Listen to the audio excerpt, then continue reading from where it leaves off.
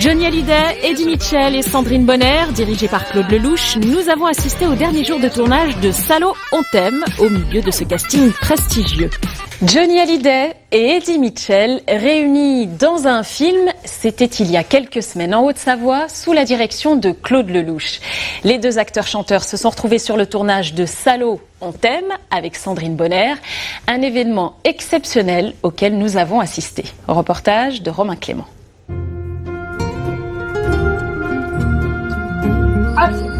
Allez, un beau sourire, je vais te faire la plus belle photo de ma vie. Dernier jour de tournage pour Johnny Hallyday.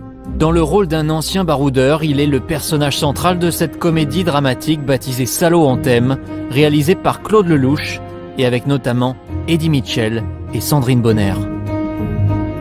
C'est un photographe de guerre, comme il en existe beaucoup moins aujourd'hui, et comme c'était la grande époque de match, à l'époque il y avait tous ces reporters de guerre qui étaient quelque part des héros.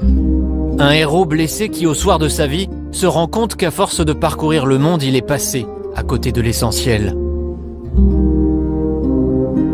C'est l'histoire d'un homme qui fait les choses peut-être pour la dernière fois, qui sait plus s'occuper de son appareil photo que de sa famille, et qui d'un seul coup a envie de s'occuper de sa famille. Johnny, il est vraiment très touchant. Il me touche beaucoup. Johnny Hallyday, Claude Lelouch, 50 ans d'amitié. Pourquoi aura-t-il fallu attendre si longtemps pour réunir ces deux géants qui avaient pourtant commencé leur carrière ensemble? Il a été le premier à me filmer. Et puis bon, par la suite, on est devenus amis. Il y a des tas de points communs entre la carrière de Johnny et la mienne. Tous ces points communs font que, à un moment donné, il y a une histoire sublime qui est née de ces 5 ans de vie qu'on a vécu. Aux côtés du plus grand rocker français, une autre figure des années yéyé, Eddie Mitchell. Il a découvert lui aussi la méthode Lelouch. Il a ses caméras, il a ses comédiens, il a son équipe, il a sa montagne qu'il aime tant, voilà, bon, il est ravi. Au-delà de la beauté des paysages, Salaud en t'aime un enjeu majeur pour Johnny, en manque de grands rôles, mais aussi pour Claude Lelouch en panne de succès populaire depuis Homme-Femme Mode d'Emploi, en 96. Pras-sur-Arly, en Haute-Savoie. Le Mont Blanc pour décor et Johnny, alias Jacques Kaminski pour vedette. Entouré des siens, voici l'une des scènes les plus fortes. Papa, ça va, Eric? Eric, ça va? Attendez, laissez-le respirer. Non mais ça va, c'est l'émotion.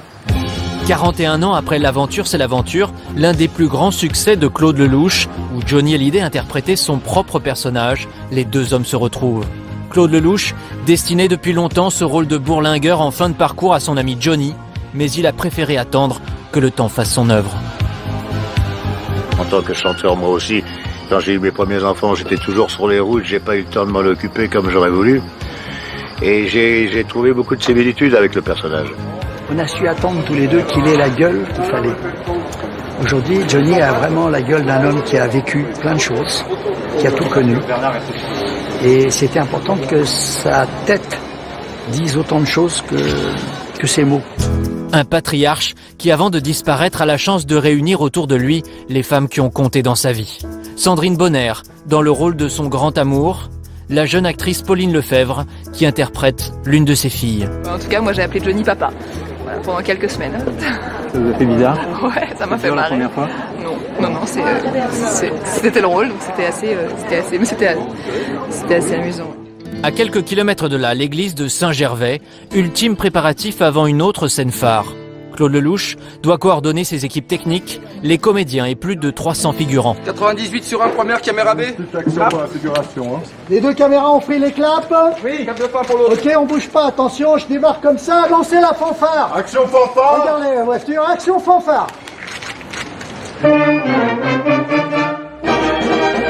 La méthode Lelouch, une façon bien particulière de faire du cinéma. Un véritable puzzle, les acteurs n'ont pas le scénario et doivent en permanence s'adapter, improviser. Ça change tellement que là, la scène qu'on vient de tourner était prévue pour demain, donc je la connaissais pas, vous voyez. Voilà, c'est comme ça. Mais bon. Ça vous déstabilise? Oh non, c'est un petit peu déstabilisant, c'est vrai, mais on s'y fait très vite. Il y a eu des changements, on a eu plusieurs scénarios, même sur le tournage, il y avait des petites surprises. C'est la méthode Lelouch. Hein. Ouais, c'est la méthode Lelouch, il semblerait, ouais.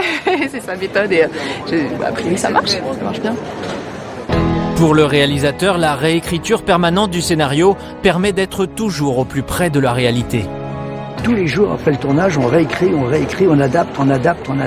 Comme dans la vie, chacun de nous, il y a 7 milliards de gens qui tous les jours réécrivent leur propre scénario et leur propre vie en fonction des événements passés la veille.